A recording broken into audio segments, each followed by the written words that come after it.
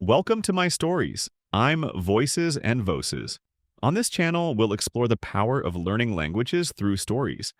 Learning a new language is not just about words, it's about understanding cultures and perspectives. Stories make this journey more engaging and memorable. If you're ready, let's jump in. Don't forget to subscribe to my channel and let's connect in the comments to make these stories even better. David woke up with a dry throat. He didn't know how long he had slept. The room was still dark, but there was a little light coming from outside. Something was different. At first, he didn't understand what it was. Then he heard it, music. A soft, nostalgic melody. It sounded like an old record playing. A sad violin tune filled the silence of the room. David sat up and looked for his phone. His fingers touched the cold screen, and he checked the time. It was morning. He listened for a moment. The sound was coming from next door, his neighbor's apartment. David slowly got out of bed. He remembered what had happened last day. The empty street. Not seeing a single person. But now there was music. That meant everything was normal, right? For a moment he felt relieved. He even smiled. Maybe yesterday was just his imagination. But the uneasy feeling inside him did not go away. To be sure, he opened the door and stepped into the hallway. He walked toward his neighbor's door. He stopped and listened to the music. He knocked softly. He waited. No answer. He knocked again, a little harder this time. The music continued. He frowned and took a step back. Someone had to be inside, right? Or was the music playing by itself? If his neighbor was there, why weren't they opening the door? David cleared his throat and spoke. Hello, I'm David. I live next door. Is everything okay? No answer. The music kept playing. This time he knocked harder. He waited. Silence. David took a step back, feeling something was wrong. At that moment he realized the building was still strangely quiet. There were no cars outside, no people talking, no city noise. But inside his neighbor's apartment, the music was playing. David swallowed. What should he do now? David took a deep breath. His hands felt cold. Something was wrong. He looked at his neighbor's door one more time. The music was still playing. Nobody answered. He turned and walked to the next apartment. He knocked on the door. No answer. He knocked again, a little harder. Still, no answer. David's heartbeat was faster now. He moved to another door and knocked. Silence. He tried again. Nothing. David stepped back and looked down the hallway. The building was too quiet, too empty. He knocked on another door, then another. No one answered. David's breathing became heavy. He took a step back and looked around. He was alone. Completely alone. But if no one was here, who was playing the music? David felt his chest tighten. His hands were cold, and his legs felt weak. He needed to get away from those silent doors. He turned around and walked quickly back to his apartment. As soon as he stepped inside, he locked the door behind him.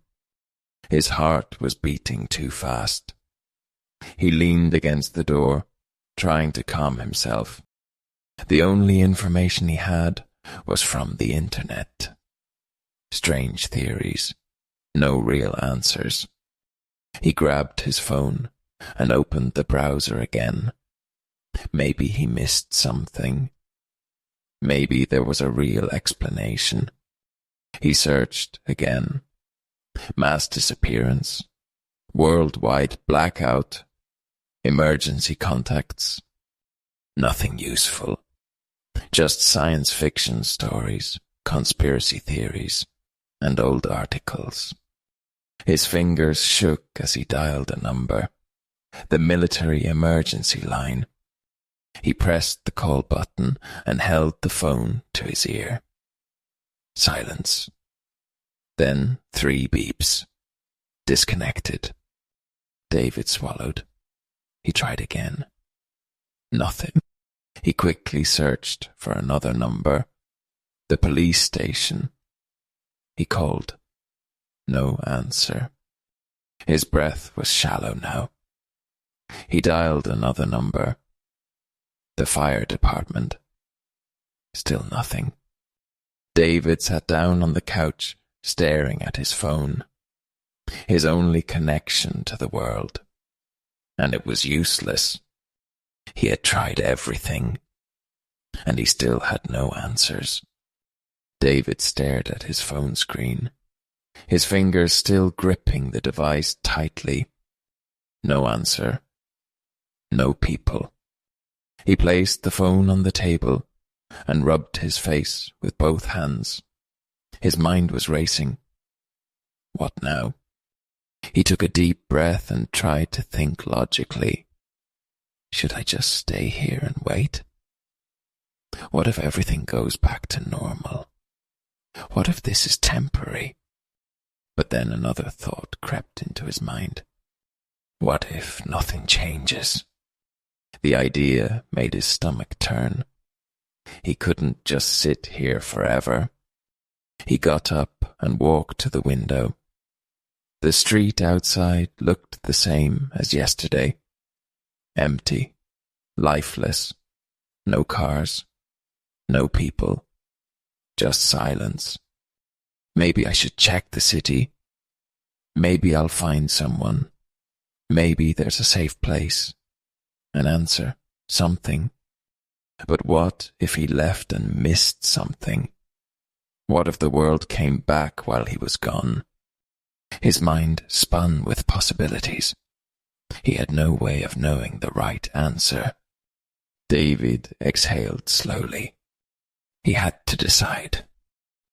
David pushed himself up from the couch and walked to the kitchen. If he was going to stay here, he needed to know how long he could survive. He opened the fridge. The cold air touched his face as he looked inside. A few eggs. A carton of milk, already close to its expiration date. Some cheese. A pack of ham. A bottle of orange juice. He frowned. Not much.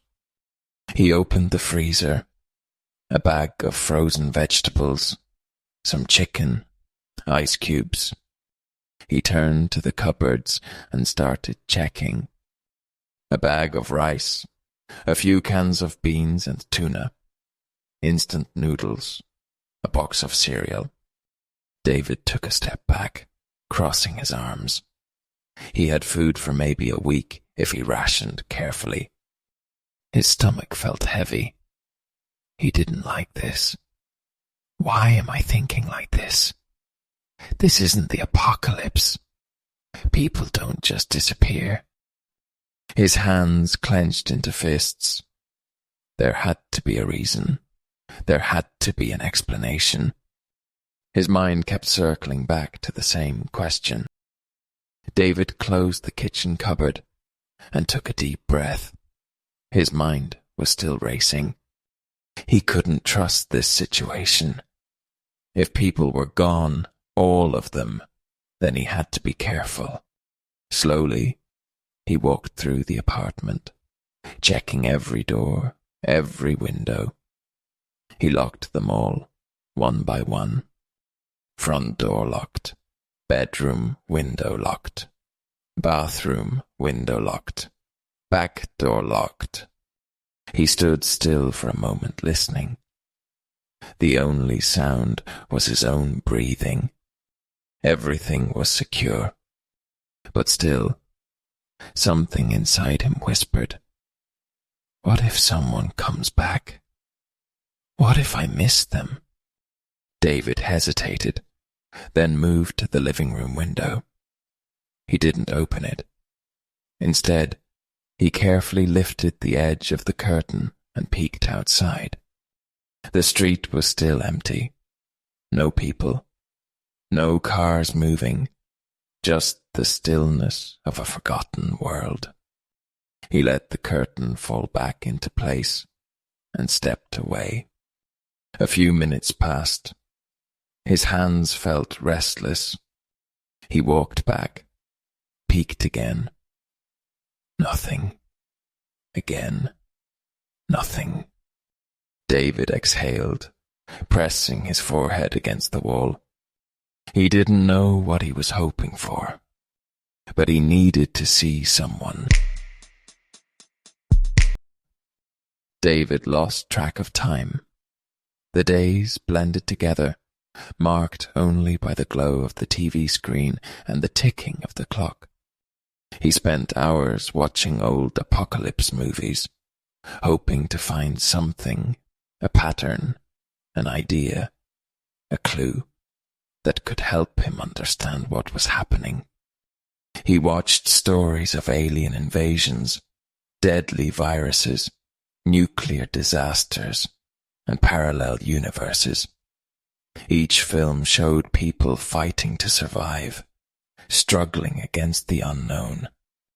But David wasn't fighting anyone. He was just alone. Between movies, he searched the internet again. He read about mass disappearances, government experiments, time loops, and simulations breaking down. Some theories felt stupid, others felt too real, but none of them gave him an answer. The world outside was still silent. The music from his neighbor's apartment had finally stopped. David sat on his couch, staring at the dark screen of the TV. What if this isn't temporary? The thought chilled him to his core. David stood in front of his open fridge, staring at the empty shelves. Nothing. The last slice of bread had gone stale. The milk had turned sour days ago. The rice and canned food were gone. His stomach growled, but he ignored it. He had no choice now. He had to leave the apartment, but he wouldn't go out unprepared. David walked around his apartment, searching for anything that could be useful. He found an old wooden broomstick in the closet. He broke off the brush, then spent nearly an hour sharpening one end with a kitchen knife. It wasn't perfect, but it was better than nothing. He grabbed his backpack and stuffed it with essentials: a water bottle, a flashlight, a pocket knife, and an extra hoodie. He wrapped a thick scarf around his hand, just in case he needed extra protection. When everything was ready, he stood by the door, gripping his makeshift weapon. He pressed his ear against the wood. Silence. Taking a deep breath, he unlocked it. His fingers hesitated on the handle. What if something was waiting for me out there? What if I'm not as alone as I think? He shook the thought away. He had to move. With slow, careful steps, he stepped outside. The hallway was exactly as he had left it. Dim, quiet, empty. He was finally going out into the world again, and he had no idea what he was about to find. David stepped outside and felt the cool air on his face. For days, he had only seen the world through a window. Now, standing in the empty street, It felt unreal, too quiet, too still. He walked carefully to the bike rack near the entrance of his building. His bicycle was still there, untouched. He checked the tires, the brakes, everything seemed fine. As he got on, he gripped the handlebars tightly, his wooden spear strapped to his back. The ride to the supermarket wasn't far, but he couldn't take risks. Every few meters, he slowed down, scanning his surroundings. He listened for any sound, footsteps, engines, voices, but there was nothing. Abandoned cars lined the streets. Some had their doors open, as if the owners had left in a hurry. Traffic lights still worked, changing from green to red, even though no one was there to stop. David's heart pounded. He felt exposed, like something unseen could be watching him. But he kept going. The supermarket was just ahead, and if he was lucky, there would still be food inside. David walked into the supermarket. Something felt wrong. The shelves were full, but the products were not in the same places. Some things looked new. Some brands were different. But who changed them? David took a deep breath. His stomach felt tight. Was he really alone? He didn't want to think too much. He moved quickly, picking up canned food, water, snacks, and some simple meals. He wanted to leave fast. As he walked past the spray paint section, he stopped. He thought for a moment, then grabbed 3 cans of spray paint. Maybe they would be useful. Then, as he walked past the coffee machines, he saw something strange. A box of eggs was on the floor. The box was open, and some eggs were broken. But when he entered the supermarket, nothing was there. Someone was here. David's heart started beating fast. Were they still here? He looked around. Nobody. His mind started racing. When did the eggs fall? Were they always there? For a moment he stood still, his thoughts tangled in confusion. Then his eyes moved to the coffee machines. His own coffee machine at home was broken. He remembered the cold, bitter taste of instant coffee that morning. Without thinking too much, he grabbed a small coffee machine from the shelf. He had to leave.